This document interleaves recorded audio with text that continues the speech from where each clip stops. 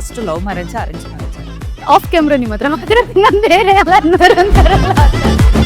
Feb 14, 2025 Valentine's day. So we understood each other for some time. ಅದಾದ್ಮೇಲೆ ಫ್ಯಾಮಿಲಿನಲ್ಲಿ ಹೇಳಿದ್ವಿ but ಮದ್ವೆ ಒಂದು ಸರ್ಕಸ್ ಅಂತಾನೆ ಹೇಳ್ಬೋದು. ತುಂಬಾ ಪ್ಲಾನ್ಡ್ ಆಗಿ ಮಾಡಿದೀರಾ ಅನ್ಸುತ್ತೆ ಆ ಮದ್ವೆ ಎಲ್ಲ ನೋಡಿದಾಗ. ಪ್ಲಾನ್ ಮಾಡಕ್ ಟ್ರೈ ಮಾಡಿದ್ವಿ. ಎಲ್ಲ ಹೇಳ್ತಾರಲ್ಲ ಮದ್ವೆ 1 month ಮುಂಚೆ ಇದನ್ ಕೊಡಿರಿ ಅದನ್ ಕೊಡಿರಿ ಸ್ಕಿನ್ ಗ್ಲೋ ಅಂತೆಲ್ಲ. I didn't have time to drink water ಅಥವಾ ನೀರು ಕುಡಿಯೋಕೆ ಟೈಮ್ ಇರಲಿಲ್ಲ. ಮದ್ವೆ ಆದ್ಮೇಲೆ ಒಂದು 8 kg ಜಾಸ್ತಿ ಆಗಿದ್ದೀನಿ ನಾನು.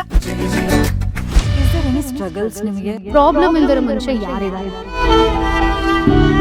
ಯಾಕೆ ಸುಪ್ರೀತಾ ಅವರು ತುಂಬಾ ಸೆಲೆಕ್ಟಿವ್ ಆಗಿದ್ದಾರೆ? ನಾನೇನ್ ಗೊತ್ತಾ, ಐ ಲಿವ್ ಎವ್ರಿ ಮೂಮೆಂಟ್. ಎಷ್ಟು ದಿನ ನೀನು ಇಲ್ಲಿರ್ತೀಯ, ಖುಷಿಯಿಂದ ಕೆಲಸ ಮಾಡು, ಆ ಮೂಮೆಂಟ್ ಎಂಜಾಯ್ ಮಾಡು.